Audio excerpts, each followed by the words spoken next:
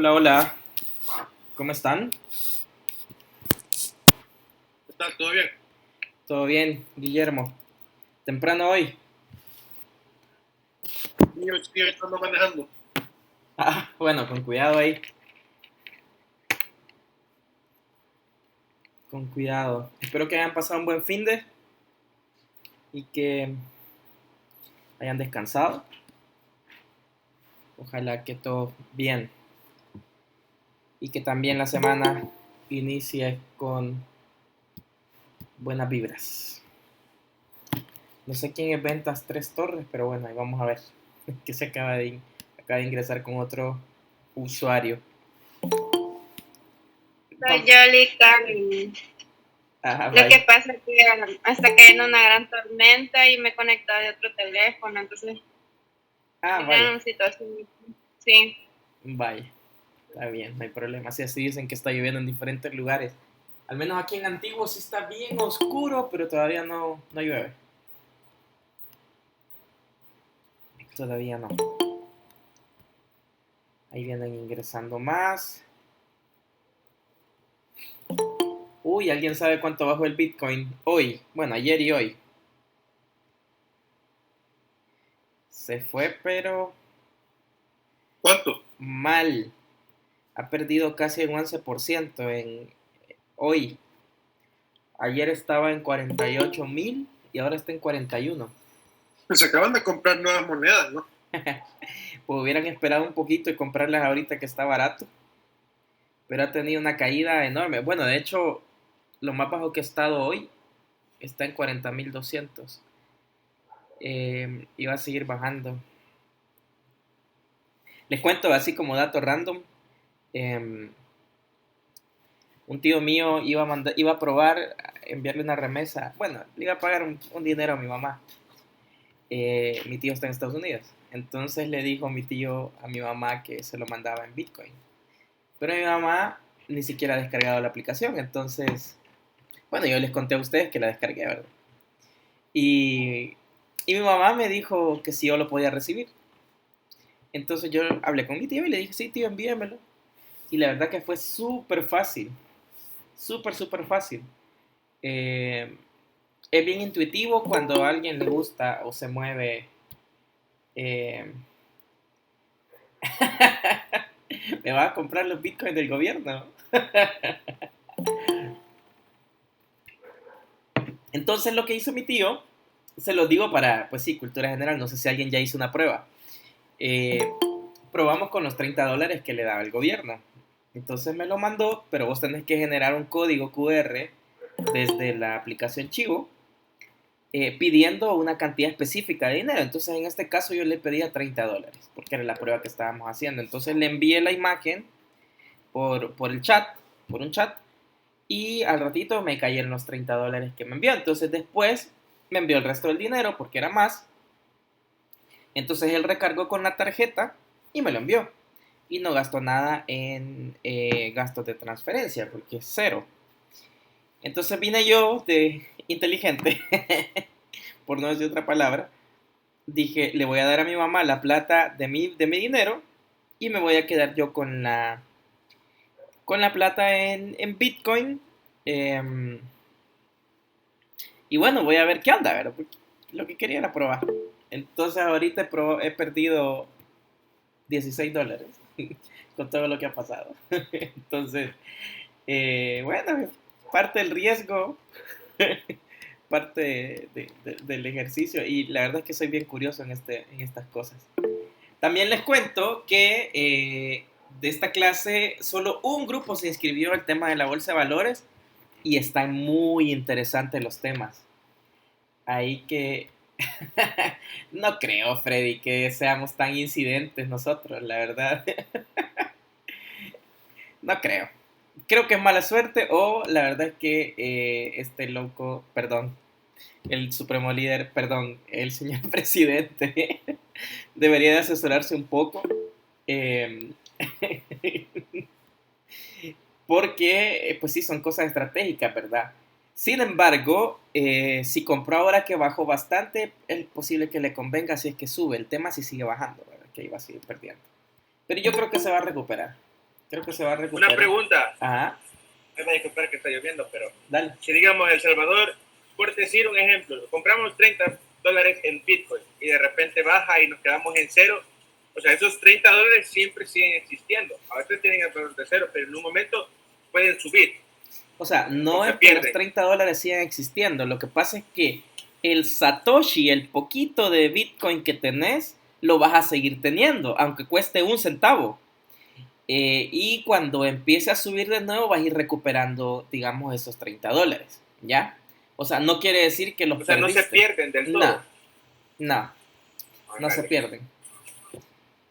Pero, obviamente, si vos te asustás, por ejemplo, ahorita que ha bajado, y decís, no, uy, tengo $30 en Bitcoin, imaginémonos que esos $30 vos los podés pasar a dólares, o la inversión que tenés, porque no podés. Ahí les dejo un tip, que si alguien quiere poderlo pasar a dólares, transfiéranselo entre alguien, pásaselo y que te lo devuelva. Y así vos ya vas a poder pasarlo a dólares y a Bitcoin las veces que quieras. Entonces, si ustedes quieren hacer el ejercicio, les dejo el dato, hagan eso, transfiéranselo con alguien, pero no ahorita que el precio, o bueno, capaz si no han abierto la aplicación, es un buen momento para abrirla porque está barato el Bitcoin. Entonces te van a dar un pedacito más grande de lo que me dieron a mí, por ejemplo, cuando la abrí. Entonces, transfiéranselo y devuélvanselo. Así una transferencia, si de todas maneras no cobran. Entonces, cuando te lo devuelvan, vos ya lo vas a tener libre, ya lo vas a poder pasar a dólares y si en dado caso vos querés sacarlo en dólares, lo podrías sacar. Entonces, tengo amigos que están haciendo esto y le han metido plata y están ganando. Les voy a explicar lo que ellos están haciendo. Lo que ellos están haciendo es que están utilizando una página donde monitoreas el movimiento del Bitcoin y ellos a pura predicción, no hombre, si eso es básico, Gabriel. Buenas noches. Buenas noches. Disculpe que me metí hasta ahorita, pero tenía problemas con el Inter por la lluvia. No te preocupes, ahorita estábamos hablando cualquier cosa mientras venía el resto, así que tranqui, no te has perdido nada. Chivo, gracias. Entonces ay, se me olvidó lo que les iba a decir. Que estos mis amigos lo que están haciendo, eso sí implica mucho tiempo, se han puesto meta diaria de ganar. O sea, ellos dicen que van a ganar, un ejemplo, $50 diarios. Obviamente ellos le han metido plata. Y cuando está muy bajo compran y cuando está muy alto venden. Y cuando ya ven que va bajando, venden. O sea, pasan los Bitcoin a dólares, se quedan con dólares que esos no les bajan. Y ahorita, por ejemplo, que ha bajado un montón, compran. Porque saben que va a subir. Entonces ganan. Y después hacen el mismo ejercicio, ¿verdad? Están entrando y saliendo. Y así están ganando plata.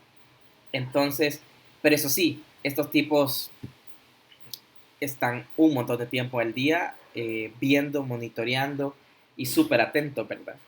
Entonces, pero bueno, les está funcionando. O sea, fijo, le han metido, Gabriel, plata. Pero bueno, eso, por si alguien se iba a animar a comprar, a instalar ahorita, es buen tiempo, es buen momento porque está barato el Bitcoin, porque se desplomó. Así que, por si alguien lo piensa. Les voy a pasar un video que encontré por ahí navegando por YouTube de un español que habla sobre sobre la situación del Bitcoin en El Salvador y me pareció algo muy, muy interesante de captar dólares de la gente y dejar que ellos tengan Bitcoin. Entonces se transfieren Bitcoin y no gastan dólares y los dólares le queda al Estado. Entonces es una situación bien curiosa. No les voy a decir que es cierto, pero a mí sí me lanza alertas muy interesantes, como por ejemplo lo que estamos haciendo, lo que está haciendo el gobierno, sin aras de politizar esto, ¿verdad? Siempre desde el lado pedagógico, para que quede claro, porque no quiero problemas. Lo que están haciendo es, ellos captan los dólares, por ejemplo, mi tío me mandó X cantidad de dólares, al final es plata, pues que entró a la aplicación, en este caso a la empresa Chivo. La empresa Chivo tiene los dólares y me deja los Bitcoin a mí. Entonces, mientras yo no cambie a dólares, yo estoy confiando en la moneda virtual y al Estado le quedan los dólares. Entonces es una manera de obtener liquidez. Esa es una teoría que tiene este español. Yo les voy a mandar por el chat, por el WhatsApp, el video que me pareció muy interesante.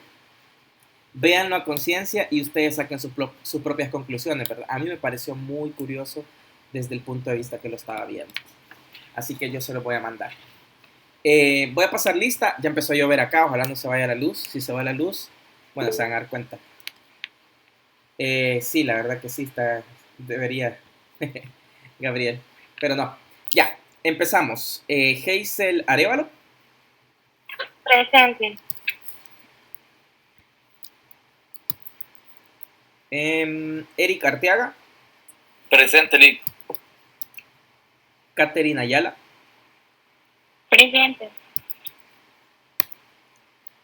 Yancy Bonilla. Presente, Lee. Me llega tu actitud, Yancy. Aunque sea lunes de tarde, todavía ahí con ánimos. Me llega. Gabriel Campos. Aquí. Henry Chávez. ¿No está? María Chávez. Presente. Eduardo Chedraui. Presente, Lick. Paola Cruz. Yo, presente. Hola, Paola. Melvin Figueroa. Presente, Lick. Susan Gómez. Presente. Melissa González. Presente. Catherine se fue. Ámbar Hernández. Presente, Lee. Carlos Jarquín. Por ahí lo vi que entró. Presente. Josué López. Presente. Gabriela Martínez. Presente. Marlene Mejía. Presente. Saben que estoy pensando ponerme los audífonos para que me escuchen mejor. Denme un segundo. Porque se está viniendo fuerte la lluvia. Entonces voy a conectar mis audífonos. Así tal vez mejora el audio.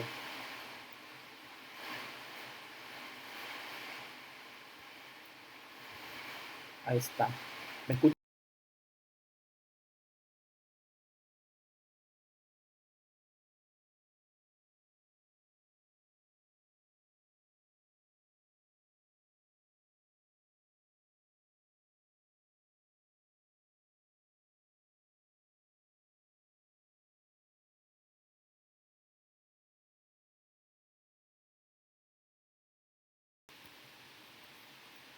Ya.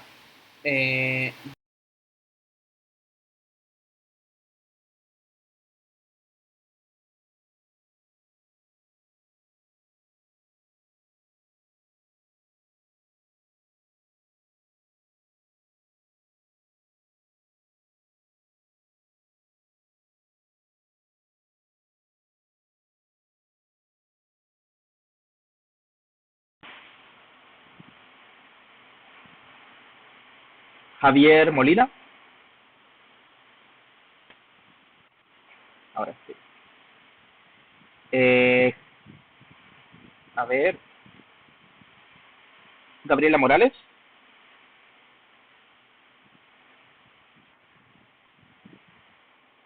Noé Navas. Ajá. Sí, sí, no se preocupen. Sí, tranqui, no se preocupen. Yo entiendo que ahorita probablemente hasta yo me pueda desconectar, así que no hay problema. Carlos Núñez.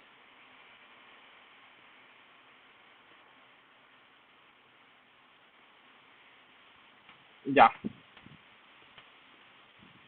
vaya.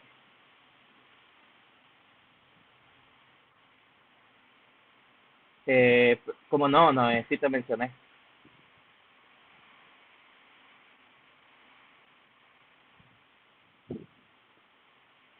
Ah, puede ser. Ay, pero ya te puse asistencia. Josué López me dice que está Josué. Ok, Karen Portillo.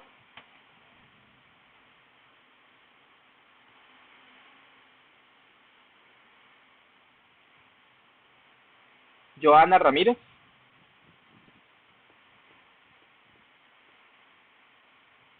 Jonathan Renderos. Catherine Rivera.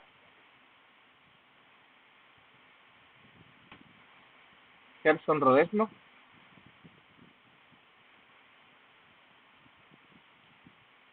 Rodrigo Salas. Alexandra Cibrián.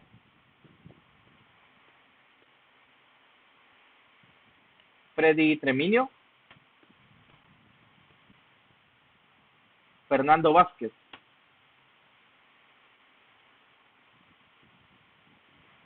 Guillermo Villacorta.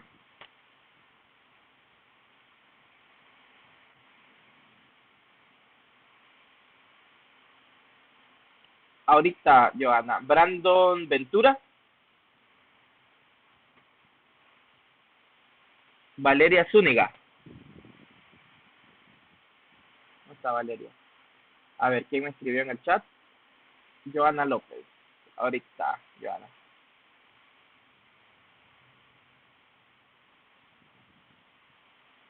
Ah, Joana, ¿cuál es tu otro apellido?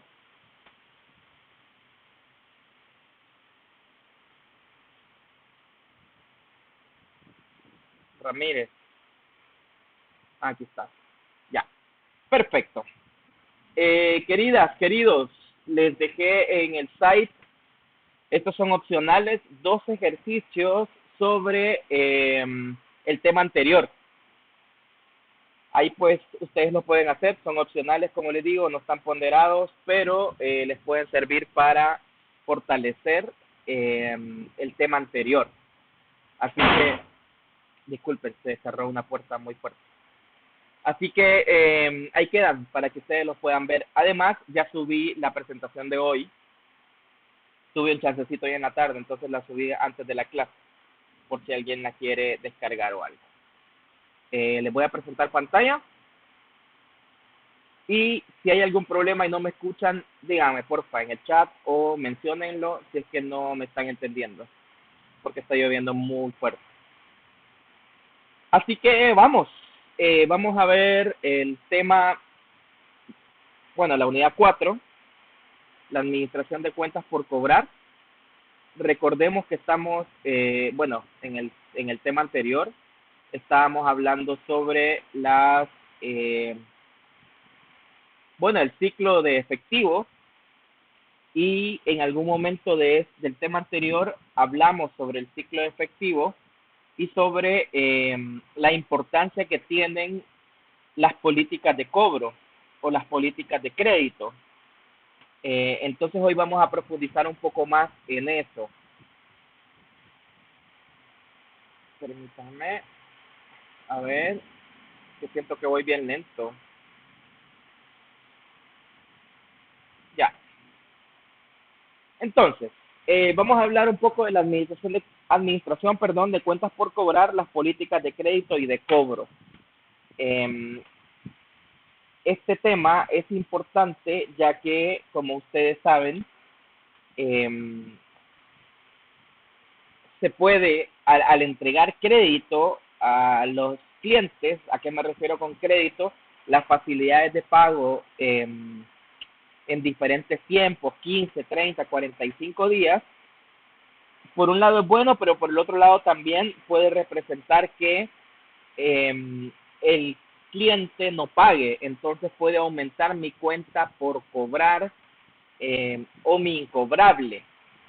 Entonces, hoy vamos a hablar de eso, probablemente el miércoles también, porque es un montón de información, pero lo importante es que ustedes vayan ubicándose en el tema que vamos a hablar sobre cómo cubrir las espaldas de nuestra organización ante una política de crédito.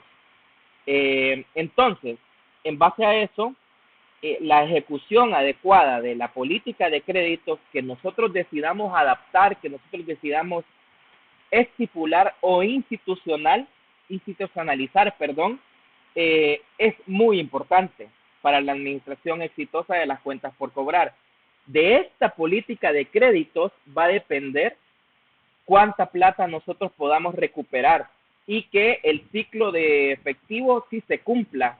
¿A qué me refiero con esto? Después de pasar el tiempo de crédito, los días, sí en verdad me pague el cliente, ¿verdad? Entonces, alguien que pueda reforzar, ¿qué entienden por política de créditos? Alguien que quisiera hablar de esto.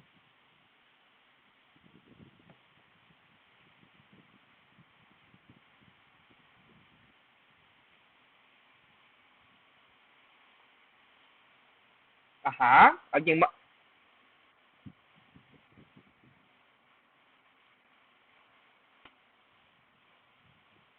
Sí, sí, y en este caso el proveedor podría ser políticas de compra, digamos. Y por el lado del cliente es políticas de crédito, o sea, las facilidades que yo le doy al cliente para que me pague. Y hablábamos que hay algunas condiciones que probablemente no son negociables. Por ejemplo, si toda mi competencia entrega políticas de crédito, es muy probable que yo esté obligado a entregarlas, porque si no, no voy a vender. Pero bueno, lo vamos a ir viendo en el camino. Entonces, lo importante de esto es que ustedes no se pierdan en todo esto que vamos a hablar, que cuando hablamos de políticas de crédito son básicamente unas reglas que debería de cumplir un cliente para que nosotros le entreguemos el producto final, nuestro producto, sin que nos pague. Porque también, aquí sería la pregunta, ¿y qué tan confiable puede ser? ¿Qué tan ingenuo puedo ser yo como empresa para decir que le voy a entregar miles de dólares a un cliente sin que me pague? Y hablábamos en la clase anterior de diferentes métodos, pedir un porcentaje de anticipo y el otro el crédito. Y bueno, ahí vamos a ir viendo otras hoy y el miércoles que son necesarias y que también vamos a ver cómo nos podemos cubrir la espalda nosotros, porque tampoco vamos a pecar de ingenuos y vamos a entregarle todos nuestros productos sin tener ninguna garantía de pago. Entonces, el poder ejecutar esta política de crédito es súper importante para que la administración de las cuentas por cobrar en verdad funcione. Entonces, para conservar los clientes y atraer nuevos, la mayoría de las empresas encuentran que es necesario ofrecer crédito. Hablábamos y conversábamos en las clases anteriores que para nosotros es súper fácil decir, yo no le voy a entregar no le voy a entregar nada a crédito y que me pague al contado, pero no todos los clientes van a querer pagar al contado. ¿Por qué? Porque ellos también tienen su flujo de dinero, su flujo de efectivo, porque ellos probablemente con el producto que me están comprando lo van a vender, van a hacer dinero y con ese dinero que hicieron me van a pagar. Entonces también están jugando con el producto. Entonces no todos tienen la plata al contado. Hablábamos también del ejemplo de los supermercados, que generalmente todo es a crédito. Entonces, si yo voy y le digo a un supermercado que le quiero, no sé, tengo un producto nuevo y son Post-it y pueden ser muy buenos, de una calidad perfecta, pero yo le digo al supermercado que que quiero que me pague al contado, me va a decir que no, me va a decir que me vaya a otro lugar. Entonces, eso también puede ser una limitante para que nosotros podamos hacer ventas. Entonces, de nada nos sirve tener o exigir que nos paguen al contado, pero que no vendamos nada. Entonces, ¿qué es peor? ¿Que se me quede en el inventario o que yo flexibilice un poco y yo dé políticas de crédito? Asumo que ustedes, con lo que hemos hablado ahorita, se dan cuenta que el mejor camino es crear unas políticas de crédito que sean aceptables, que sean beneficiosas para la empresa y que nos permita hacer ventas. Entonces, las condiciones del crédito pueden variar entre diferentes campos industriales. ¿A qué se refiere con eso? Diferentes productos o líneas de producción. Pero las empresas dentro del mismo campo industrial generalmente ofrecen condiciones de crédito similares. ¿A qué se refiere con esto? Es que si todas las empresas que venden cemento dan las mismas políticas de crédito o muy similares para todos los que compran cemento. Ahí puede haber una competencia que es muy interesante de ver, porque estamos hablando de que también puede ser una estrategia para que yo pueda captar más clientes. Capaz, si Holcim me da 30 días de pago, no sé, Cemex me da 40 días de pago. Entonces, eso a mí me beneficia, porque entonces yo digo, no, ¿sabes qué? Me voy con la empresa mexicana porque me da 10 días más. Entonces ahí también pueden ir jugando diferentes áreas del mercado en las cuales también se puede competir con la política de crédito. Súper importante analizar también hasta dónde nuestra empresa o nuestra organización puede flexibilizar estas políticas de pago, porque también necesitamos el efectivo. A ver. Entonces, las ventas a crédito que dan como resultado las cuentas por cobrar normalmente incluyen condiciones de crédito que estipulan el pago en el número determinado de días. O sea que aquí dentro de nuestras políticas de crédito nosotros vamos a poner la cantidad de días que queremos que nos paguen. Aunque todas las cuentas por cobrar no se cobran dentro del proceso del periodo de crédito. La mayoría de ellas se convierten en efectivo en un plazo inferior a un año. En consecuencia, las cuentas por cobrar se consideran como activos circulantes de la empresa. ¿A qué se refiere esto?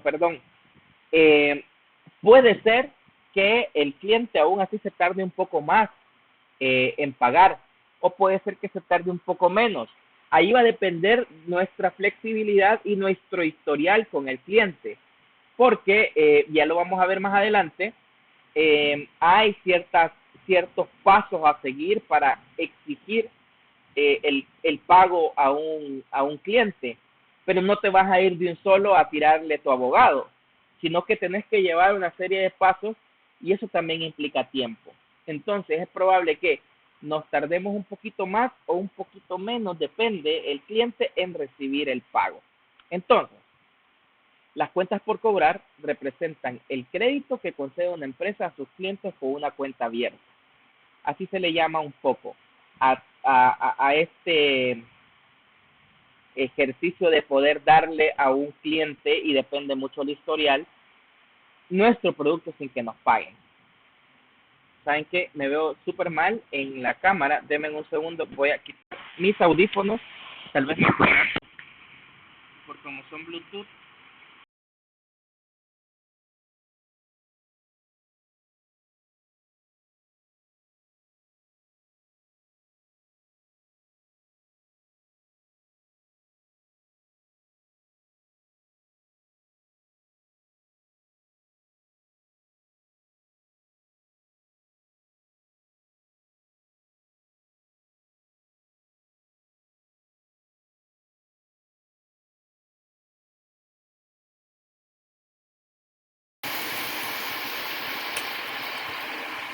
Creo que se silenció porque Hola. no se oye. Hola, ¿me escuchan? ¿Me escuchan? Ahora sí. Hasta ahorita. ¿Cómo? Hola. Sí, ya. Ya. Ya se escucha. Perfecto. Entonces les decía que en este todo que estamos hablando ahora y que estamos metiéndonos al tema de las políticas de crédito, tenemos que considerar los pasos o las pautas o los requisitos que un cliente debe de cumplir para que nosotros podamos entregarle nuestro trabajo, ¿verdad? ¿Por qué digo nuestro trabajo? Porque el producto que nosotros hacemos es nuestro trabajo. Entonces, la política de crédito de una empresa da la pauta para determinar si debe concederse o no el crédito a un cliente. ¿A qué me refiero? como yo voy a tener definidas las reglas o los pasos o los requisitos que la empresa que me está comprando o el cliente, la persona que me está comprando y me pide crédito, tiene que cumplir estos requisitos. Si no los cumple, yo no le puedo entregar mi producto sin que me pague. ¿Por qué? Porque la garantía de que me pague es muy baja. Entonces es necesario que nosotros nos cuidemos la espalda. ¿Cómo? Con una política de crédito. Entonces, la utilización correcta de la política de crédito nos permite tomar las decisiones importantes para poder realizar las ventas. Entonces, deben desarrollarse estas políticas de fuentes adecuadas de información y métodos de análisis de crédito. O sea, no es A más B igual C, no. Hay un análisis por detrás el cual respalda que yo le pueda entregar mi producto a esta empresa que me lo está pidiendo al crédito. Entonces, cada uno de esos aspectos de la política de crédito es importante para que la administración de las cuentas por cobrar sea exitosa. ¿Por qué? Porque es lo que me va a garantizar que yo pueda recuperar la plata. Entonces, por el otro lado también, si nosotros gestionamos inadecuadamente una buena política de créditos, porque también puede ser que yo tenga la mejor política de créditos, con los mejores pasos, con los mejores indicadores que me permitan cubrirme la espalda, pero si yo la tengo bien y gestiono mal, entonces de nada sirve. Por eso tenemos que ejecutarla adecuadamente, porque podemos tener la mejor, es lo que les decía en algún momento, de qué me sirve tener un Ferrari que no puedo manejar en la cochera de la casa, ¿verdad? Sino que para poder disfrutar de este Ferrari yo tengo que saber manejarlo. Es igual. Entonces, la política de crédito mal manejada puede ser la mejor política de crédito, pero si la manejo mal, no me sirve de nada. Entonces, es importante que la ejecución de esta sea exitosa para que nosotros podamos tener resultados óptimos.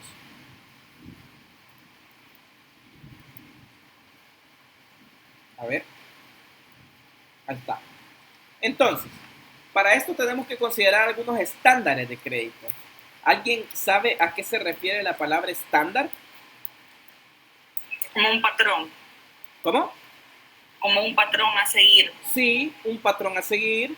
¿Qué más? un prototipo, Sí, puede ser un prototipo. Sí, pero un Todos son prototipo... iguales. Ajá. Y todos prototipo son crediticio.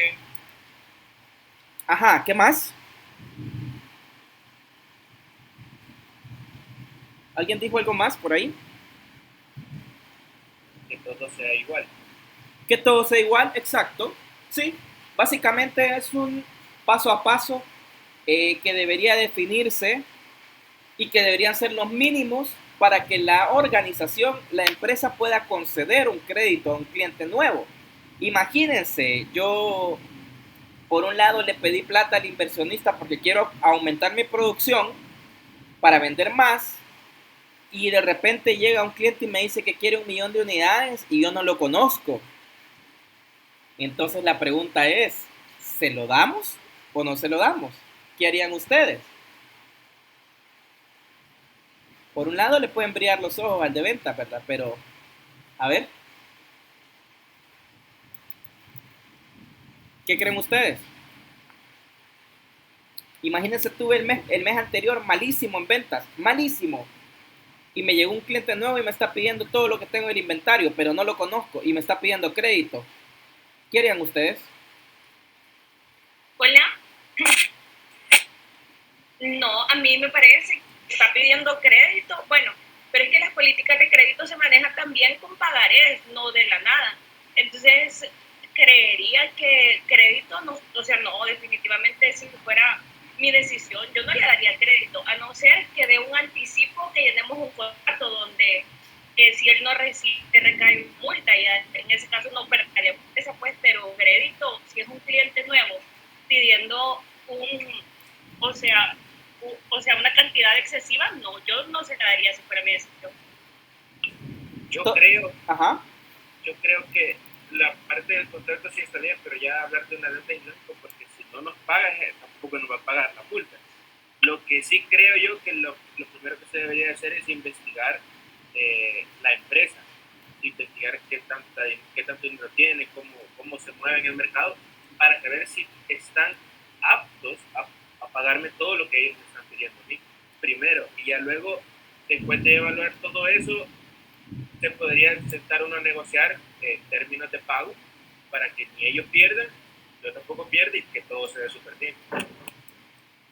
Buenísima esa. Todo lo que dijeron está bien. Las tres personas que hablaron. Yo les hago una pregunta. ¿Se les ocurre? ¿Cómo? Podría también analizar su récord crediticio. Ajá, yo quería preguntar eso. ¿Una empresa puede pedirle eso a una persona? Claro que sí. Claro que sí. Y ya lo vamos a ver más adelante. Pero antes de que nos avancemos un poco en eso, ¿se les ocurre algo que hemos visto en el registro 1 que podría servirnos acá? Las razones ¿Las razones de qué? financieras, Sí, pero hay unas específicas que nos pueden servir para esto. rentabilidad, ¿Dónde está la prueba ácida? ¿Se acuerdan? ¿Razones de qué? ¿Razones de en qué? endeudamiento. Claro, las razones de endeudamiento. Entonces yo puedo, y ya lo vamos a ver, me estoy adelantando un poco, pero yo le puedo pedir cosas y dentro de esas cosas pueden estar los estados financieros. Obviamente yo les voy a pedir, y queridos, queridas, aquí también no hay que ser tan tontito. Obviamente tenemos que pedir los estados financieros auditados, que estén firmados por un contador, no me van a entrar un cuadro en Excel. También tenemos que ser un poco ahí cuidadosos, ¿verdad?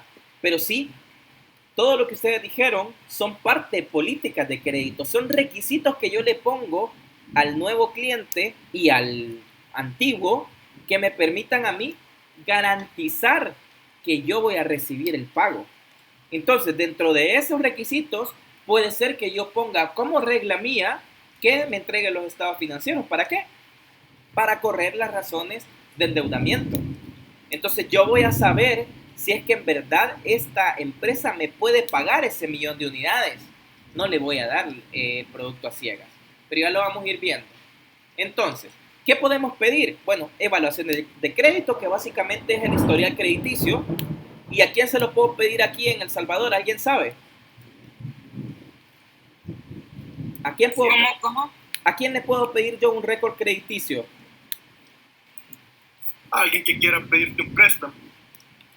Pero, miren, déjenme voy a cerrar las ventanas porque me está costando escucharles. Permítanme un segundo.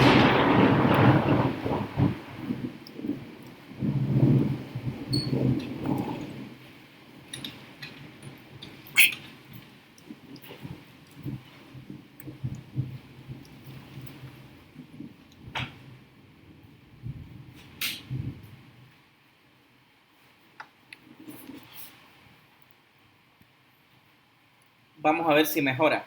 Ya. Mi pregunta era, creo que sí mejoró. Cuando yo voy a consultar el historial crediticio de alguien aquí en El Salvador, ¿quién me puede ayudar? ¿DICOM? Exacto.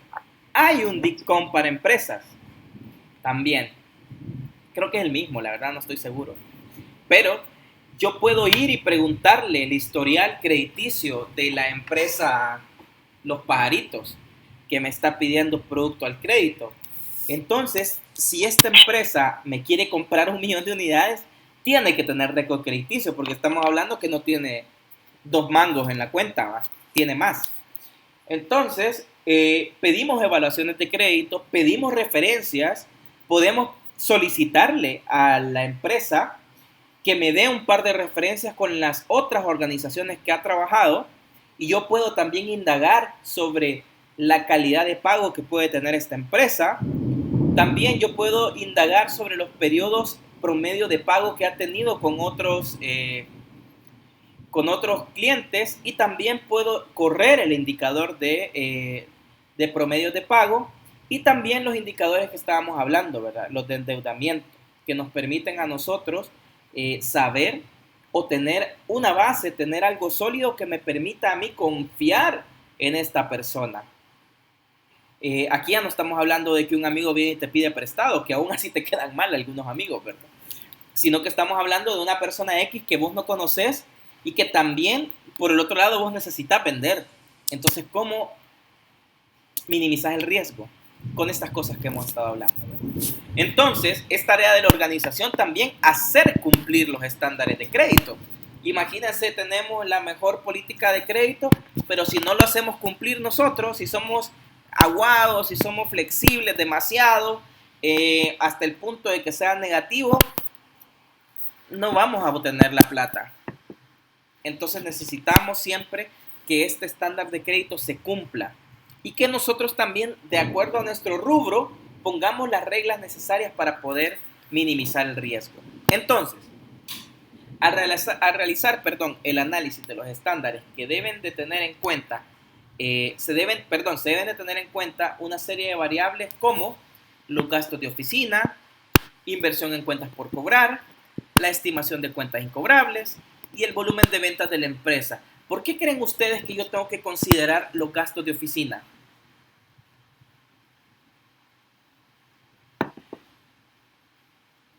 Porque son todos los meses. Porque yo tengo que pagarlo, ¿verdad? Porque ese gasto fijo yo no me lo puedo quitar. Yo no le puedo decir imagínense, ustedes son mi grupo financiero, a todos ustedes, miren, ¿saben qué? Hicimos una venta buenísima, pero me pagan en 60 días. En 60 días les voy a pagar el salario. Yo no puedo hacer eso. Me van a mandar, pero a silbar a la lomita, todo, ¿vale? Entonces, no se puede. Entonces hay que considerar ciertas cosas para poder nosotros flexibilizar nuestra política de crédito. ¿Ya? A ver.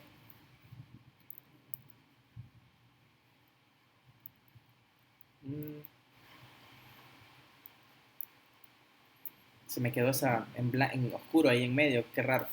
Ya, entonces, también, hablando de esto, hay que considerar algunas cosas, como por ejemplo los gastos de oficina, que si nosotros, nuestras reglas de crédito se hacen más flexibles, ¿a qué me refiero? Que le entregamos más crédito a las empresas, los estándares de crédito flexibles aumentan los costos de oficina. Entonces, si los estándares de crédito son más rigurosos, se concede menos crédito y por ende los costos disminuyen. ¿A qué se refiere esto? ¿Alguien podría decirme qué piensa de esto? Entre más flexible soy, más aumentan mis costos de oficina y entre más rígido soy o menos flexible, menos costos de oficina tengo. ¿Alguien podría decirme por qué cree que se da ese fenómeno? ¿Por cuánta plata entra? ¿Por qué, perdón? Por la cantidad de dinero que entra. A ver. ¿Alguien? ¿Cómo se dice? ¿Por qué?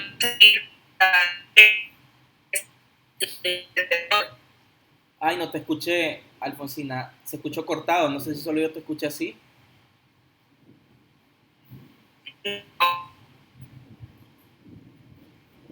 No, no te escucho.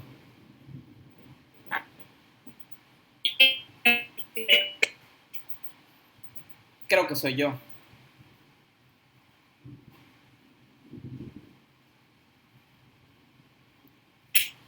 Hola, ¿me escuchan? Voy a quitar mi cámara. ¿Me escuchan?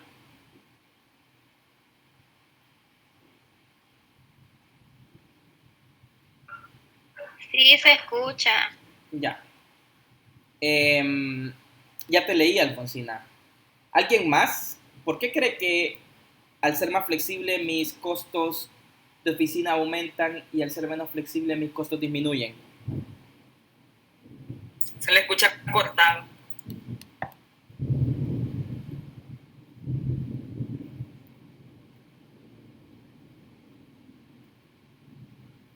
¿Hola? ¿Me escuchan? Hola, hola, hola. Hola. Hola, hola, hola, hola. Hola. ¿Sí se escucha? Ya. Sí. Vaya, me cambié de red a ver si mejora. A ver, volviendo. ¿Alguien más se le ocurre algo? ¿Por qué creen que aumentan mis costos si yo soy flexible y disminuyen si yo no soy flexible? Por cada cuánto nos pagan, creería yo. Y si no, tiene que ver también con la cantidad de crédito. Porque como no le están pagando, entonces eso le está generando pérdida, porque ese dinero él lo está reponiendo en vez de que le ingrese. Entonces por eso le genera más costos, supongo. ¿Alguien más? Si no, digo lo que está inmerso aquí y que no lo hemos identificado todavía. Si yo soy más flexible, implica que yo voy a tener más tiempo para cobrar. No. ¿Me escuchan? Sí. Es que se me puso oscuro todo, entonces pensé que se había ido el internet. Ya, miren, lo que pasa es que si yo soy más flexible, yo voy a tener que poner a alguien para que le dé seguimiento a la cuenta. Yo voy a tener que contratar a alguien para que monitoree todas mis cuentas al crédito. Que si yo soy menos flexible, probablemente yo no necesite contratar personas para que vean este punto. Entonces, por eso mis costos aumentan. Porque tendría que poner a alguien que se encargue específicamente de esto. ¿Se entendió? O sea, los que llaman por mora. Exacto. El equipo de cobro, digámoslo de alguna manera. ¿Ya? Entonces, por eso mis gastos aumentan. Imagínense si entonces, al ser flexible, porque también entre más flexible soy, más aumenta el riesgo que no me paguen, yo tendría que contratar un abogado para que me ayude a cobrar si es que alguien no me paga. Aumentan mis costos de oficina. O si es que yo tengo que ir y hacer más trámites para cobrarle, visitar la fiscalía y hacer todos los pasos necesarios para que me paguen, también eso que hace que aumenten mis costos de oficina. ¿Ya? Entonces ahí es donde está el truco, digámoslo de alguna manera. Nosotros, si somos más flexibles, pero no hacemos valer nuestra política de crédito, los costos van a aumentar. Entonces después se va a volver un mal negocio, porque lo hemos hablado, que el valor del dinero en el tiempo va a cambiar con respecto a recibir el dinero hoy o recibirlo en 45 días. Mi capacidad de adquisición, digámoslo, o lo que me podría servir a mí para comprar, si tuviera el dinero hoy, probablemente en un mes ya no lo pueda comprar. Capaz sí, no lo sabemos, pero hay un riesgo ahí inmerso. A ver, ¿qué más? Bueno, tenemos que tomar en cuenta también la inversión de cuentas por cobrar. Hay un costo relacionado con el manejo de cuentas por cobrar. Mientras más alto sea el promedio de cuentas por cobrar de la empresa, es más su costo en el caso del manejo y viceversa de estas cuentas por cobrar, que es lo que estamos hablando. Si la empresa se hace más flexible, debe elevarse a nivel promedio de cuentas por cobrar, y esto lo que representa es que hay más restricciones en los estándares y esto debe disminuirse. Entonces, se tienen que los estándares de crédito más flexibles dan como resultado costos de manejo más altos y las restricciones de los estándares dan como resultado costos menores de manejo. Es muy similar a lo que estamos hablando, ¿verdad? Yo tengo que invertir para poder cumplir o recibir los pagos de nuestros clientes que se tardan en pagarnos, ¿verdad? Yo tengo que invertir mucho en las cuentas por cobrar. También hay otro caso que tal vez no lo va a mencionar más adelante, pero que también se considera acá. Hay empresas que se encargan de comprarte tus cuentas por cobrar. ¿Alguien sabe de eso? ¿Alguien ha escuchado de eso? Me van a decir, pero Jafet, ¿quién va a querer comprar mi cartera de cuentas por cobrar? ¿Alguien ha escuchado de eso? ¿O no?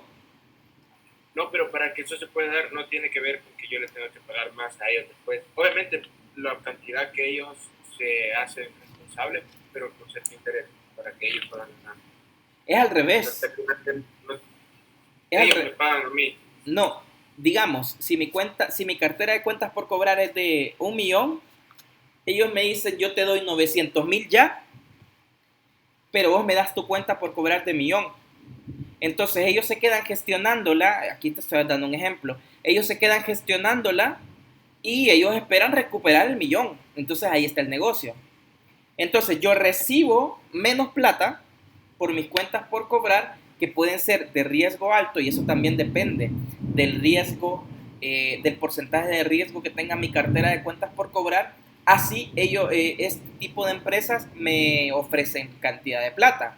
O sea, si mi riesgo es alto, me pagarían menos del 90, me pagarían 70. Entonces, un ejemplo. Entonces, ahí también yo... Ajá. Solo quería para aclarar, ¿verdad?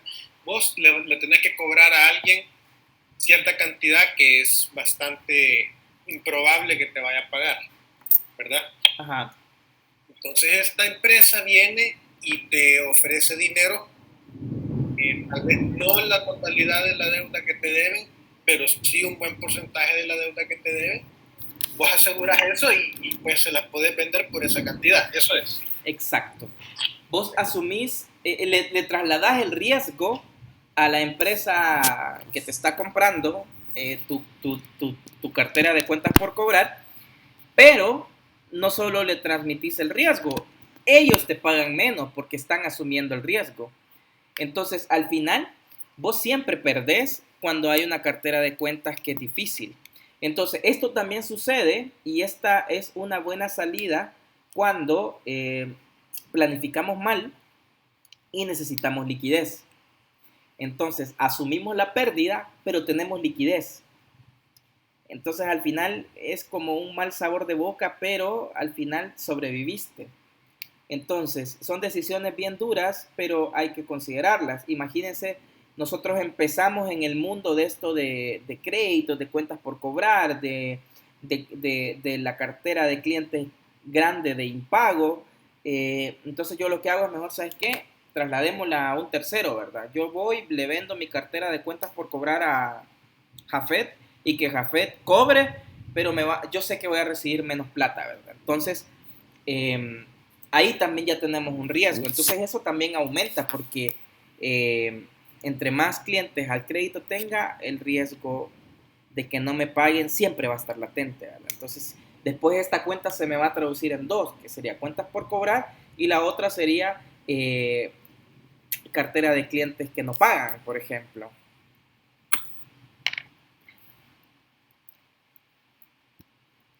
A ver, entonces, volviendo, la ejecución inadecuada de una buena política de créditos o la ejecución exitosa de una política de créditos deficiente no producen resultados óptimos. ¿A qué se refiere con esto?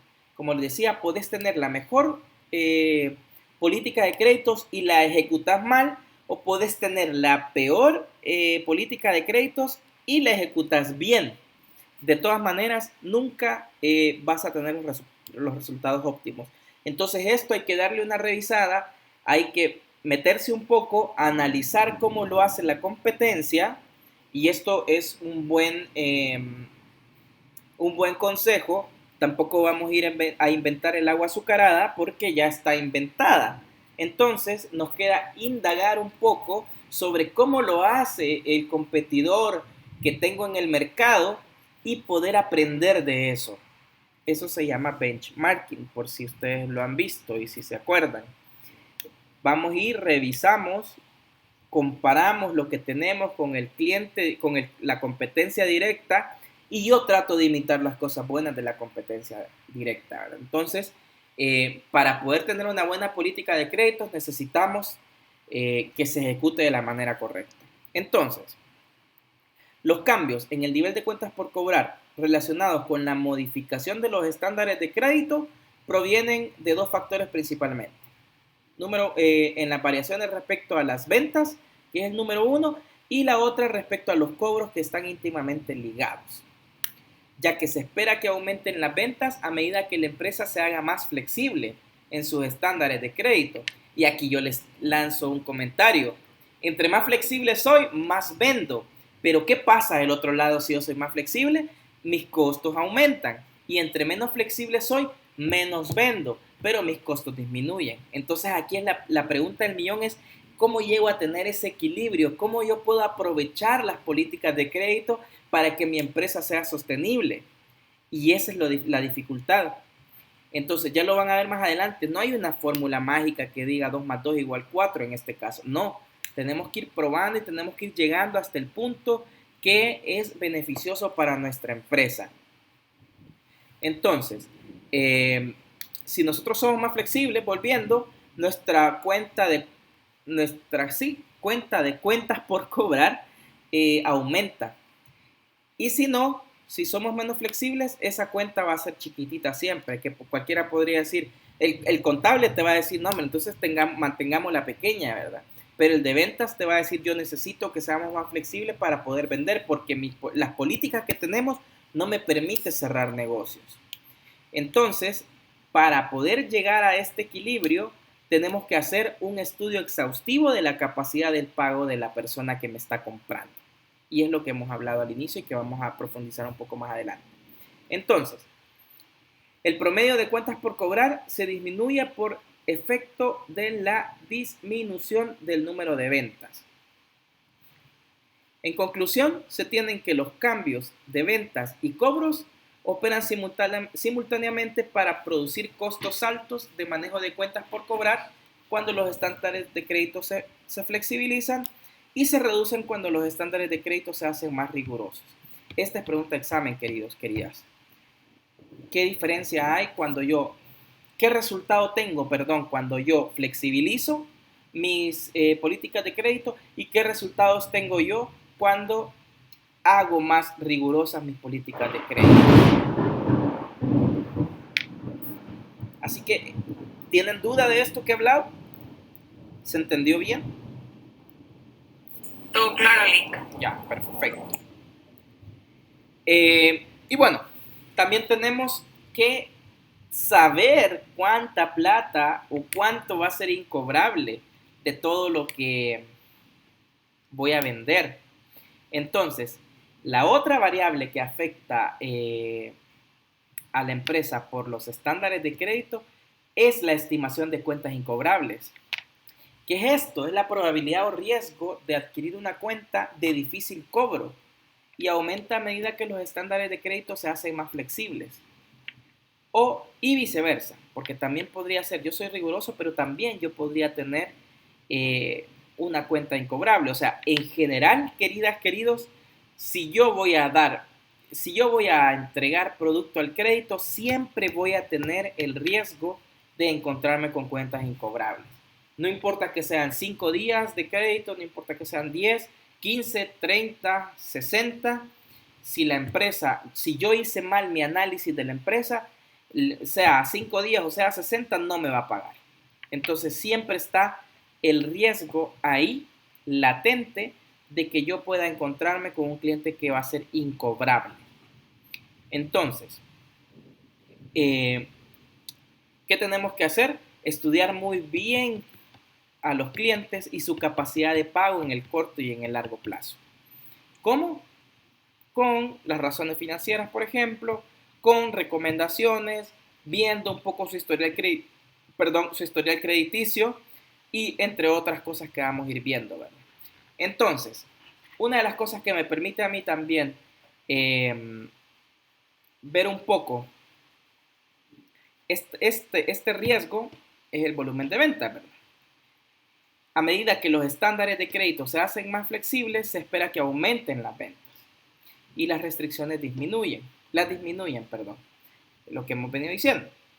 Y se tiene entonces que los efectos de estos cambios tienen incidencia directa en los costos e ingresos de la empresa y por ende la utilidad esperada. ¿Qué pasa? Volviendo, si yo soy flexible, vendo más. Si yo no soy flexible, vendo menos. Pero al final yo tengo que cumplir metas de ventas mensuales que yo ya hice en mi planificación estratégica que hemos venido hablando. ya lo puse en el flujo de caja, que yo tengo que llegar a ciertas cantidades de ventas mensuales y si lo quieren ver un poco más fino, diarias o semanales para poder ser rentable. Pero si yo no estoy llegando a esas metas, podría tomar decisiones como por ejemplo flexibilizar mis políticas de crédito para vender más, pero tengo que tener en cuenta que eso directamente me va a aumentar los costos. Entonces, hay que ver eso, porque también no quiere decir que entre más venda, probablemente tenga más utilidad. Tengo que tener la maquinaria bien aceitadita, tiene que estar funcionando como un relojito para que en verdad sea rentable y que la utilidad sí llegue a la empresa. Entonces, ¿qué vamos a hacer? Vamos a evaluar los estándares de crédito. Para determinar si una compañía debe establecer estándares de crédito flexibles, es necesario calcular el efecto que tengan estos en las utilidades marginales de la venta y en el costo de inversión marginal en las cuentas por cobrar. O sea, si yo voy a flexibilizar, tengo que considerar todas estas cosas que me van a afectar. Aumento de costos, el riesgo a que sea una cuenta incobrable, que es lo peor porque estamos hablando que no recibirías nada. Al menos si hay un cliente que cuesta que te pague, que tenés que llamar todos los días y que tenés que gestionarlo, pero que al final te paga, digamos que ese es el mejor escenario, a que no te pague nada, porque le estás llamando, aumentaron tus costos, hay mayor seguimiento y aún así no te pagó. Ese es el peor escenario que podrías encontrar.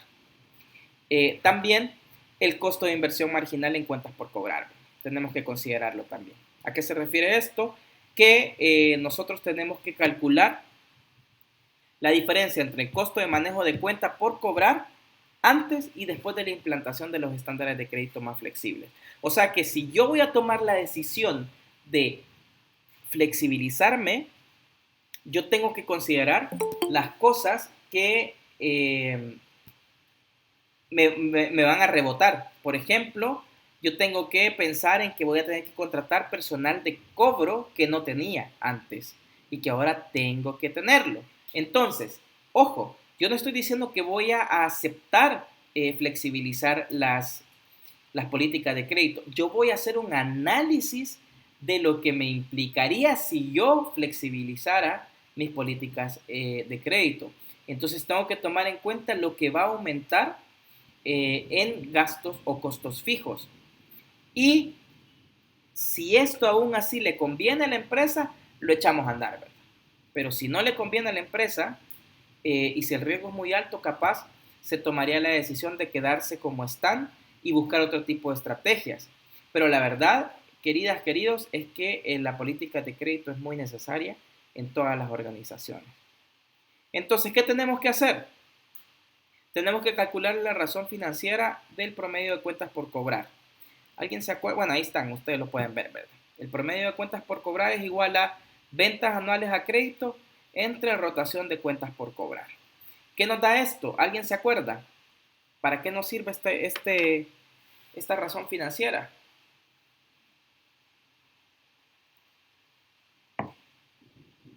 A ver.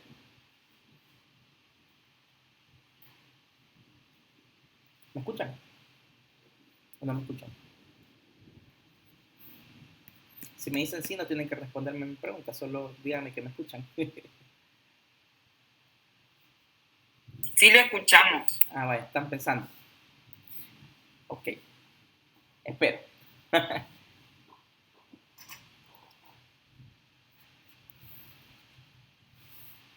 A ver, ¿alguien se acuerda? ¿Qué nos dice? ¿O qué significa el promedio de cuentas por cobrar? No medía la rapidez con la que pagamos a nuestros proveedores. Así es. Melissa, sí.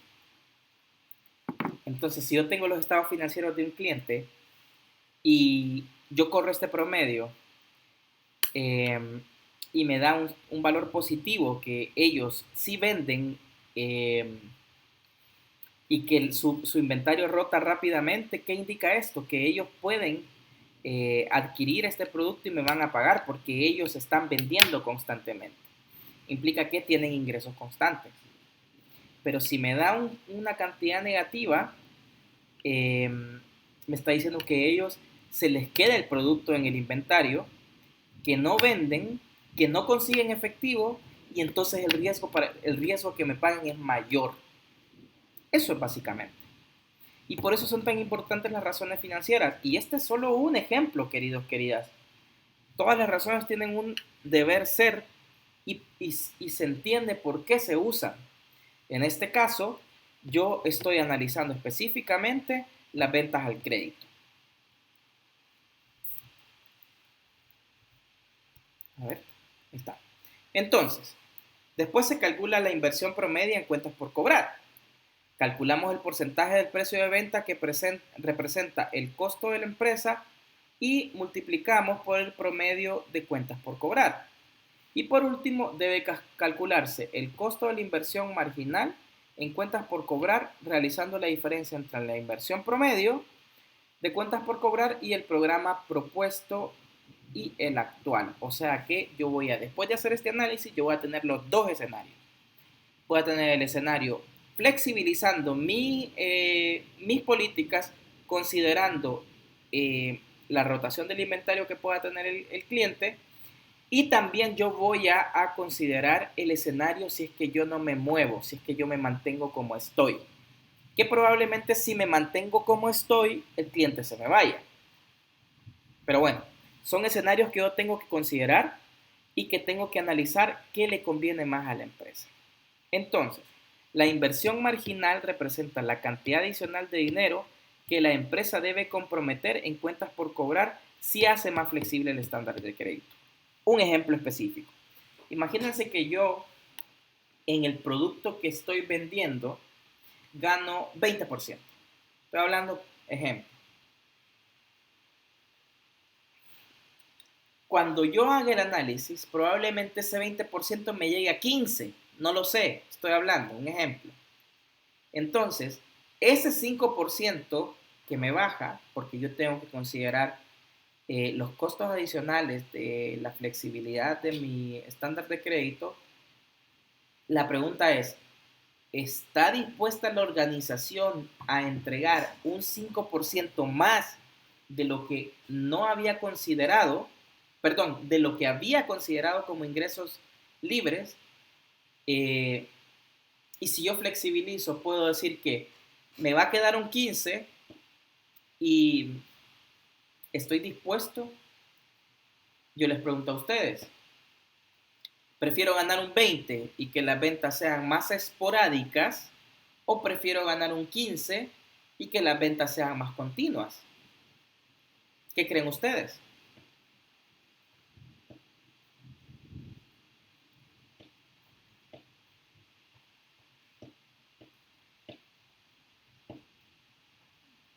A ver. Repito. Dale. Por cobrar. ¿Cómo?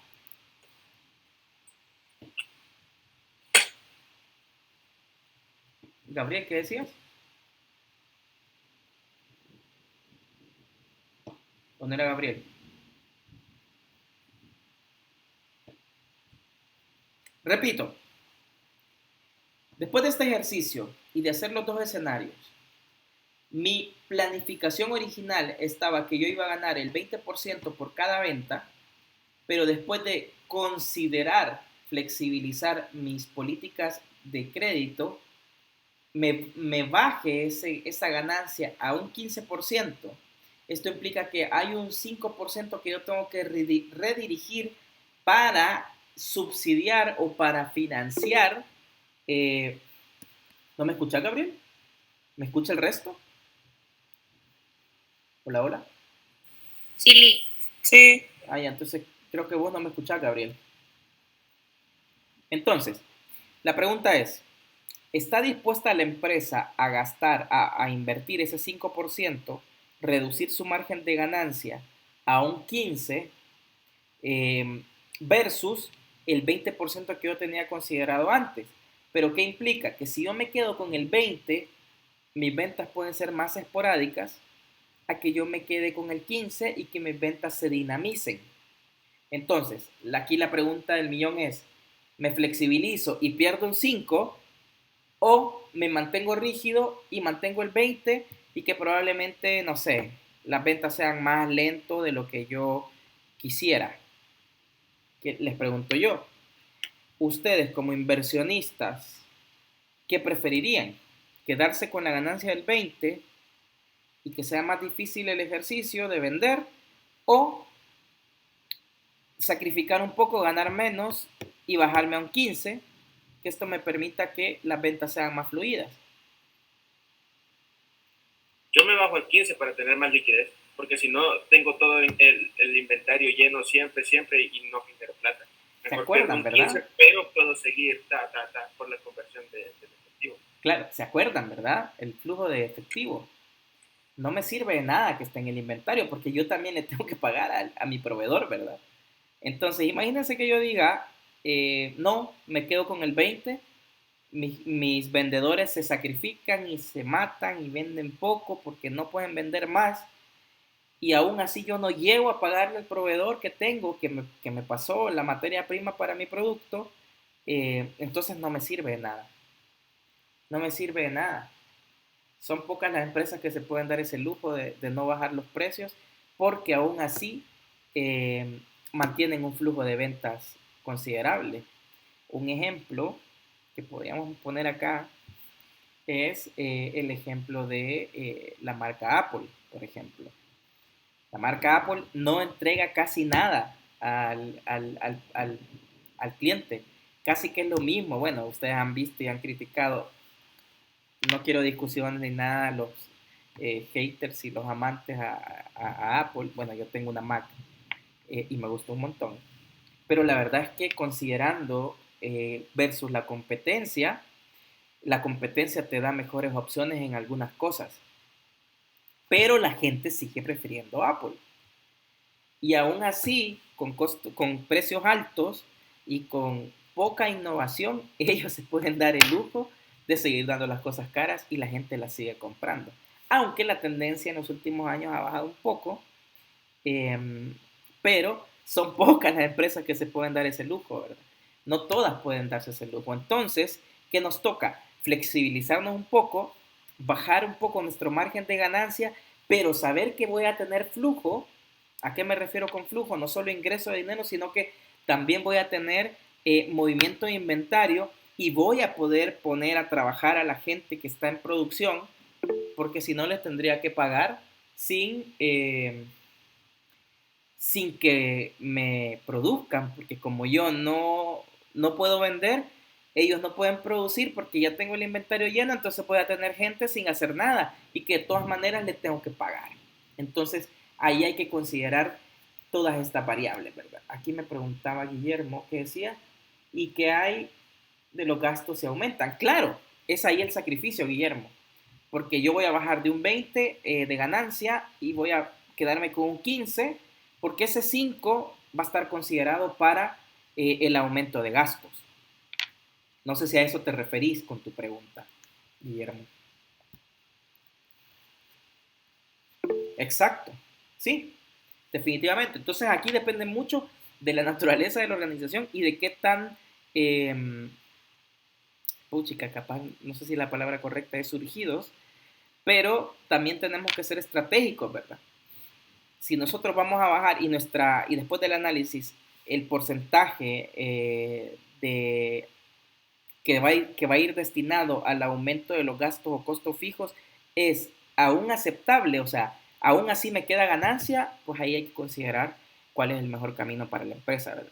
Pero queridos, queridas, también es válido que una junta directiva diga, ¿sabes qué? No flexibilicemos nada, no hagamos nada, quedémonos así como estamos. Pero ya tomaron la decisión los que pusieron la plata, ¿verdad? Entonces, de todas maneras, aunque al final el gerente, los directores financieros y todos los directores de área pueden salir despedidos, pero la responsabilidad está en el tomador de decisión, ¿verdad? Que también, pues, si ellos deciden hacerlo, aunque el equipo que está liderando la empresa no esté de acuerdo, es bien difícil que pueda hacer algo, ¿verdad? Pero generalmente uno tiene que flexibilizarse para poder vender, si no, no vas a vender. ¿Alguna duda? Y de igual forma, si uno se flexibiliza en un tiempo, bajando del 15%, digamos en un mes, en el siguiente mes, como si las ventas están altas y altas y altas, puede haber mayor influencia de venta y ahí, de cierta manera, recuperar un poco de lo que se perdió. Sí, porque podrías producir más también, vender más.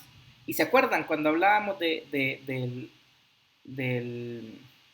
trabajar con deuda, que al producir más somos más rentables, porque al final, si nos quedamos en 20 y vendemos solo 1000 unidades al mes, pero si nos bajamos al 5 y vendemos 5000 unidades, ahí pues obviamente vamos a ganar mucho más si bajamos al 15, ¿verdad? Entonces ahí depende también el volumen de ventas que tengamos. Pero fijo, si nosotros somos más flexibles vamos a vender más. Solo que hay que ser muy cuidadoso con cubrirnos las espaldas. Ese es básicamente el mensaje.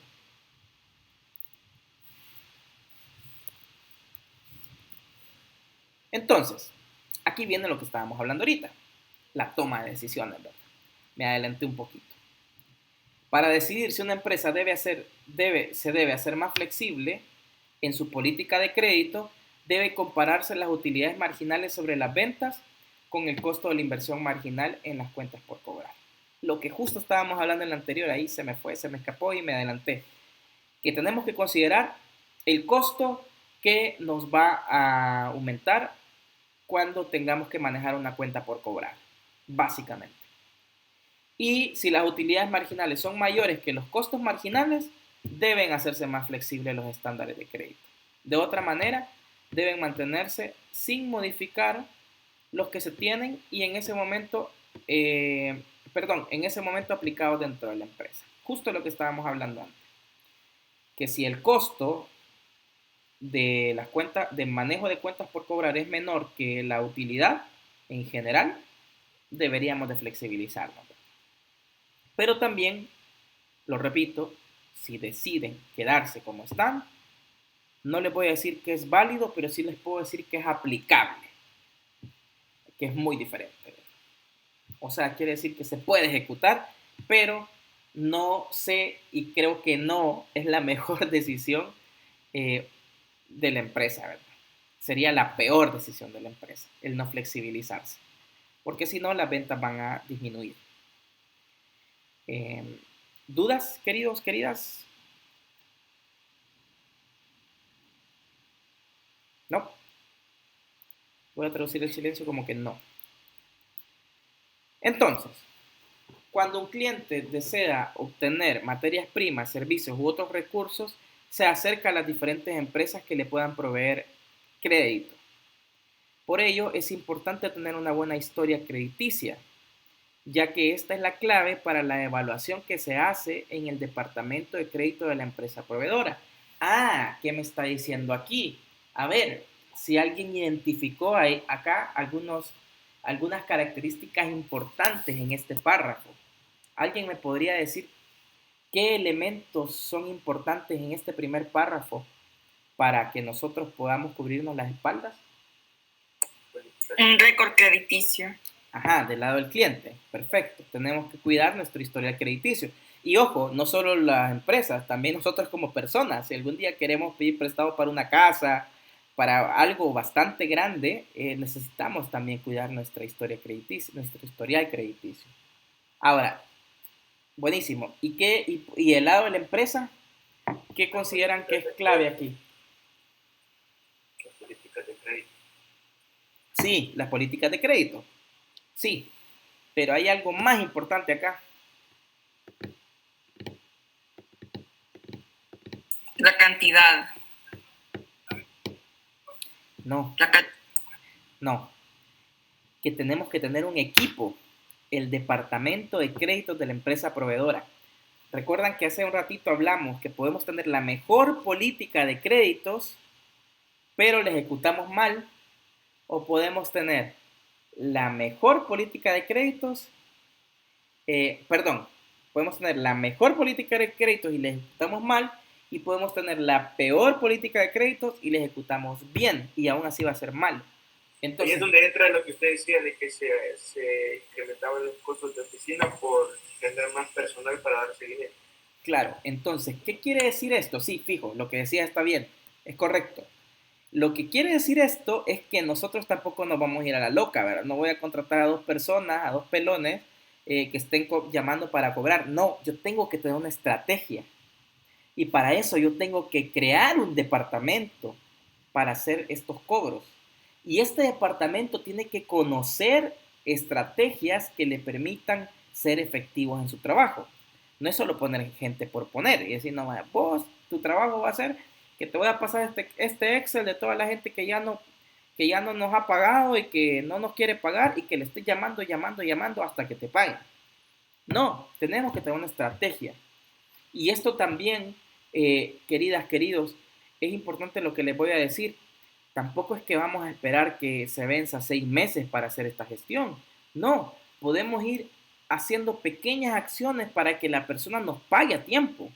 ¿Ya? Como por ejemplo pequeños recordatorios por correos electrónicos informándole que la cuenta está por vencer, que tiene que hacer el pago tal día, y así estas pequeñas cosas que nos den, que permitan gestionar la cartera de crédito y que nos ayude a garantizar que la plata entre en el tiempo correcto. Nick, Uh-huh. mire, ¿y cuáles serían las penitencias que se podrían aplicar para por parte de los proveedores a los clientes que nunca pagan? Además de las de juicio, ¿verdad? Sí, está un poco más adelante como las cosas que deberíamos de considerar nosotros como etapas dentro de las cuales pueden ir sanciones, digámoslo de alguna manera, para los que no te pagan, ¿verdad? Pero te adelanto una, por ejemplo, yo puedo reportar que este cliente es mala paga y su historial crediticio va a bajar, por ejemplo. Y eso es negativo para esta persona o empresa, porque implica que el próximo proveedor, cuando vea su historial crediticio malo, ya no le va a dar el crédito. Entonces probablemente o tenga que comprar las cosas más caras, porque también podría ser, tal vez alguna empresa se anima, le da el crédito, pero le da más caro y tiene mucho más cuidado y presiona más para que le pague. Entonces eso implica también que su producto ya no va a ser tan competitivo, porque va a tener que pagar más, porque su historial crediticio o él es un riesgo alto. Es muy parecido a los préstamos de personas y hasta de países. Si tu historial crediticio es malo, vos tenés más, el interés es más alto porque vos sos más riesgoso para el que te va a financiar. Es igual, así pasa. Entonces yo creo que el peor escenario para una empresa que, aunque sea después de cobrarle 1000 veces, pague, es que su récord crediticio baje, porque implica que después va a acceder a precios más altos. No va a poder acceder a precios competitivos. Esa es una.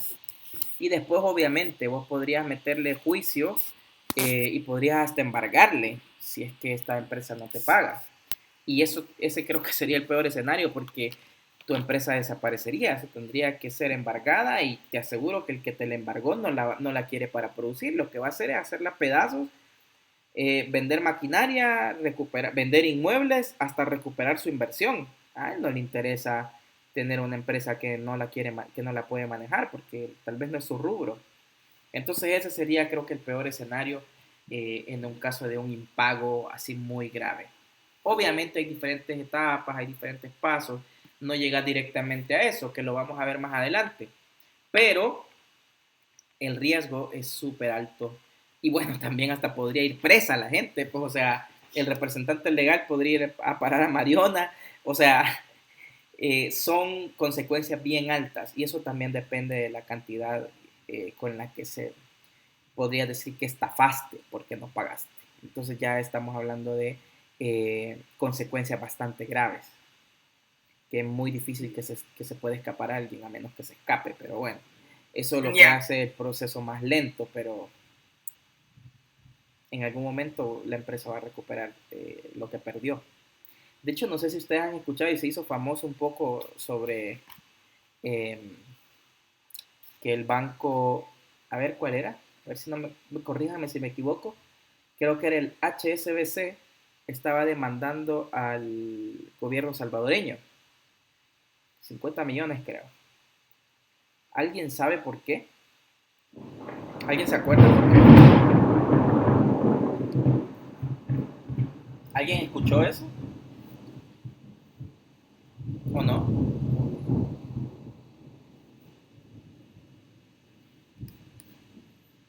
De mi parte, para nada. ¿No? No les creo, nadie escuchó de eso. Resulta que hace años hubo un litigio ahí por un impago y el gobierno, no el gobierno, las leyes salvadoreñas favorecieron al que no pagó y todavía el banco tuvo que indemnizarlo. Entonces el banco se fue y se quejó y ahora le está demandando al gobierno porque el gobierno no le brindó las garantías necesarias para que él pudiera recuperar su inversión en este caso. Entonces, después de todo esto, imagínense lo grave que es, porque si aún así, imagínense, sale favorecido el que debe, la empresa puede ir y tocar puertas internacionales y exigirle al gobierno porque hizo mal su trabajo. O sea, aquí estamos hablando de una estructura bien fundamentada que trata de cubrir las espaldas del que salió afectado en este caso. Entonces, volviendo al tema, una vez que la empresa ya fijó su política de crédito, su estándar de crédito, debe establecer procedimientos. ¿Quién va a ejecutar estos procedimientos? El departamento de crédito. ¿Pero para qué son estos procedimientos? Para evaluar a los solicitantes de crédito. O sea que yo voy a tener un analista de créditos, que de hecho son bien pagados, porque ellos calculan el riesgo que puede tener una empresa. Entonces imagínense, si el analista de créditos hace bien su trabajo, le ahorra mucha plata a las empresas. ¿Por qué? Porque yo le estoy diciendo, no, a este no le vendas, o sí, a este sí vendele. ¿Por qué? Porque ya tenemos nuestros procedimientos, ya tenemos nuestras políticas y esto nos va a permitir evaluar a los nuevos compradores. Entonces, a menudo la empresa debe determinar no solamente los méritos que tenga el cliente para el crédito, sino también calcular el monto por el cual éste pueda responder. ¿Cómo hacemos eso? Corriendo los estados financieros sobre las deudas, ¿ya? Por eso es súper importante las razones financieras. A ver, ¿qué más? Entonces, una vez que esto se ha hecho, la empresa puede establecer una línea de crédito estipulando el monto máximo que el cliente puede deber a la empresa en un momento cualquiera. Las líneas de crédito se establecen para eliminar la necesidad de verificar el crédito de un cliente importante cada vez que se haga una compra del crédito. Básicamente, poniéndoles un ejemplo, porque es muy parecido. Si yo voy al banco y pido prestado, no sé si alguien lo ha hecho, yo lo he hecho, vos podés decirle al banco quiero tanto, pero el banco me va a decir no, usted puede recibir hasta tanto, analizando cuánto ganás, tu historial crediticio y otros, las recomendaciones que pueda dar y otros factores que le permiten al banco llegar a un número en el cual Jafet Morales sí les puede pagar. Jafet Morales sí es capaz de pagarle. Y hay un cálculo establecido, si no mal recuerdo, y alguien lo sabe, corríjame, creo que ellos pueden darte hasta un valor en el cual tu cuota de pago es hasta el 30% de todos tus ingresos. No puede ser más, porque si no el riesgo es alto. Y si no, te van a dar intereses más altos. Entonces, hacen todo un análisis en el cual te permiten a vos definir cuánto podés pagar. Eso es súper importante. Entonces, el análisis de crédito se dedica a la recopilación y evaluación de información de crédito de los solicitantes para determinar si estos están a la altura de las políticas de crédito de la empresa. Básicamente. Y ese análisis, ¿quién lo hace? El departamento de, en este caso, cuentas por cobrar. Ellos van a definir si es que sos confiable o no sos confiable, si es que podés asumir lo que me estás pidiendo o si es que no podés asumir. Entonces, haciendo caso omiso, si el departamento de crédito de la empresa Ajá, Alfonsina. Sí, también, fijo, en el caso de las personas. Sí, es que a mí me pasó eso, una anécdota personal, cuando solicité un préstamo y mi papá era el fiador. Entonces, por la edad de él, no se lo aceptaron y tuvo que ser mi mamá la fiadora, que está un poco más joven. Sí, sí también. Eso ya es feo, ¿verdad? Porque es como que diciéndole ya se va a morir, pero es bien realista. O sea... Porque no les conviene a ellos, ¿verdad? Exacto. Creo que me quedaría con eso.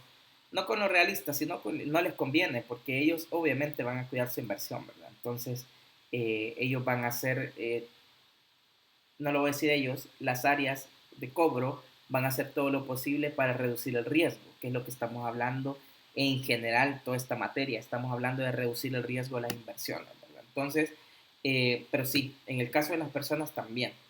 También en el caso de las empresas, si es muy joven y no tiene historial crediticio, es bien difícil que le den un crédito.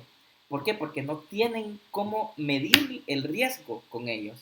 Entonces, por eso es que, y no sé si ustedes, me imagino que sí, ya lo han escuchado, que la prueba de fuego de los nuevos emprendimientos son los primeros 5 años. Si pasa de 5 años, ya casi que se podría decir que va a sobrevivir, ¿verdad?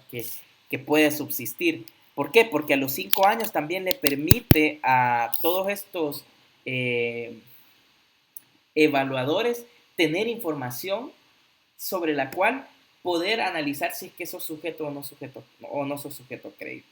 Entonces, en el caso de las empresas es al revés. Bueno, también en las personas, pues sos muy joven y no tenés un respaldo, también no te prestan. Si no tenés historia crediticio, también pasa.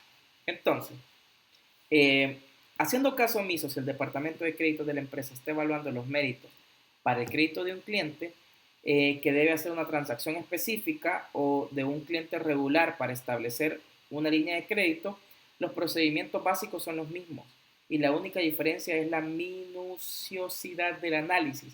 ¿A qué se refiere con esto? En este párrafo habla de clientes nuevos o un cliente regular. Puede ser que el cliente regular tuvo un problema y me esté pidiendo más flexibilidad y me esté diciendo que no me va a poder pagar, perdón, y que yo encontraría súper válido si un cliente me dice, Jafet, mira, hoy tuve un problema y no te puedo pagar, se me arruinó una máquina que es carísima y tengo que mandarla a traer a Japón, me robaron inventario y no lo tenía asegurado, tantas cosas que pueden suceder, o tuve un accidente y de repente el camión con todas mis botellas de gaseosa se me chocó y todo se cayó al suelo y se perdió, tantas cosas que podrían suceder. Entonces, ¿qué le toca hacer al cliente? Venir y negociar con el proveedor, ¿verdad? No está diciendo perdóname la deuda, porque desde el momento que vos le entregaste la mercadería es responsabilidad total de la persona, a menos que tuviese una garantía y bueno, ya es otro tema. Pero en general ya es su responsabilidad, ¿verdad? Entonces él me tiene que pagar. Entonces puede ser que venga y me diga, Jafet, mira, yo no te puedo pagar porque tuve un accidente, porque pasó esto, y la verdad es que tengo que salir a juntar la plata para pagarte, ¿verdad? Estoy despidiendo gente, imagínense el escenario, ¿verdad? Estoy despidiendo gente para ver cómo logro conseguir la plata que te debo, porque de todas maneras te la tengo que pagar. Entonces ahí uno también debería de considerar estas excepciones, estos casos especiales, deben de estar considerados en la política de crédito, siempre. En estos casos, queridas, queridos, siempre tenemos que analizar todos los posibles escenarios y ante todos esos posibles escenarios deberíamos de tener una posible solución. Es muy probable que aparezca un caso que ni siquiera se había pensado y bueno, ni modo, hay que agregarlo a la política, pero en general tenemos que tener la serie de pasos que deberíamos de cumplir, siempre. Entonces, una empresa obraría con poca prudencia al gastar más dinero del monto que adquieren sus clientes para otorgarle el crédito. Los dos pasos básicos en el proceso de la investigación del crédito son obtener información del crédito y analizar la información para tomar la decisión del crédito. importante esto.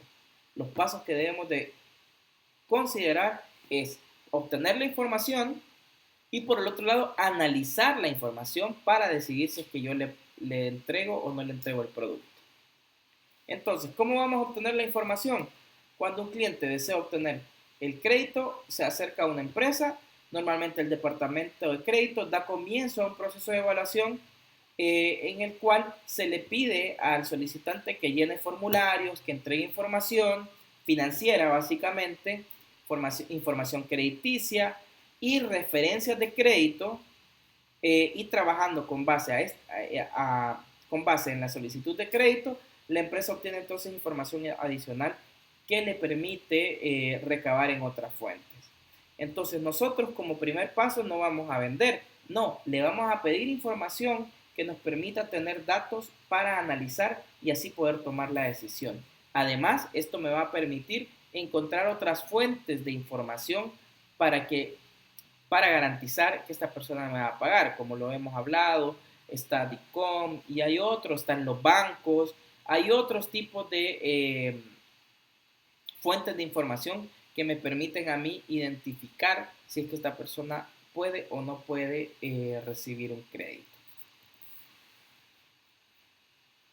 Y bueno, creo que voy a dejarlo hasta aquí porque cada uno de estos yo voy a profundizar en algunas cosas y no voy a terminar, ya quedan 3 minutos para finalizar la clase. Entonces me voy a quedar aquí. No sé si tienen alguna duda, algún comentario, algo que no les quedó claro.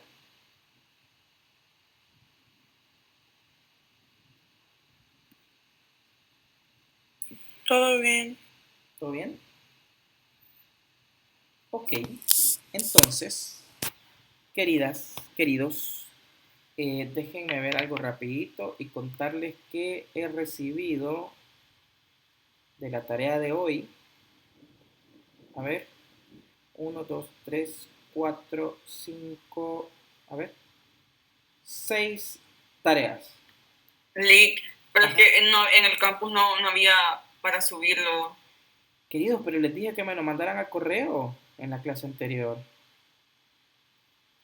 Ah, bueno, eso lo vamos a mandar entonces. Ay, disculpen que nunca supe usar el campus. Yo sé que ahí me van a evaluar mal ustedes. Pero, bueno. Ahí vi, Carlos, que me mandaste tu tarea. Buenísimo. Ya. Es hoy la tarea, queridos. Ah, pues ya se la vamos a enviarle. Bye. Que ya bastante la tenemos. Buenísimo. Listo, entonces, si no hay dudas, si no hay comentarios, nos quedamos hasta aquí. Vamos a finalizar este. Ajá. ¿Verdad que era un integrante del grupo o eran todos los integrantes? ¿Cómo? Perdón, no entiendo. ¿Una persona del grupo o todos que tenían que enviar el trabajo? No, solo una persona. No. Ah, ok. Sí, no. No quiero 35 correos. No. Solo en la tarea, obviamente, tienen que poner los integrantes.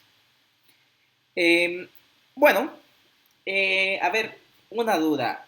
¿Alguien ha visto el caso Macondo o no lo han visto aún? Yo le envié la tarea, Ale. Vaya, gracias, Alfonsino.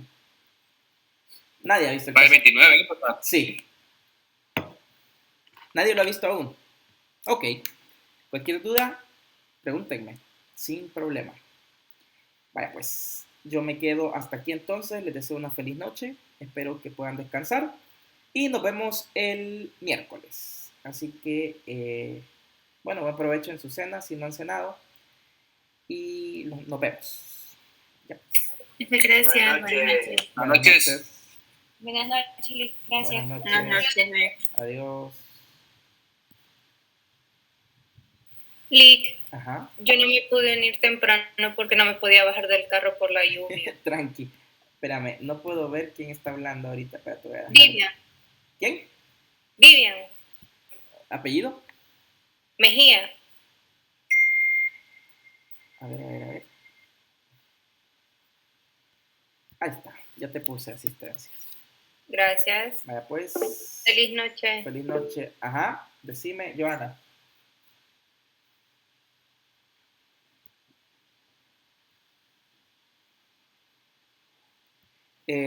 A ver, ¿lo enviaste vos, Joana? Sí, lo tengo acá. No, pero me llegó. Acá lo tengo. Esta es la primera, de hecho, porque lo envió ayer. Ujú. Sí. Bueno, pues, chao. A ver, ¿quiénes son los que se quedan ahora y que dejaron la sesión abierta? Brandon dejó la sesión abierta y Rebeca Mejía dejó la sesión abierta. Ajá. Yo lo voy a quitar.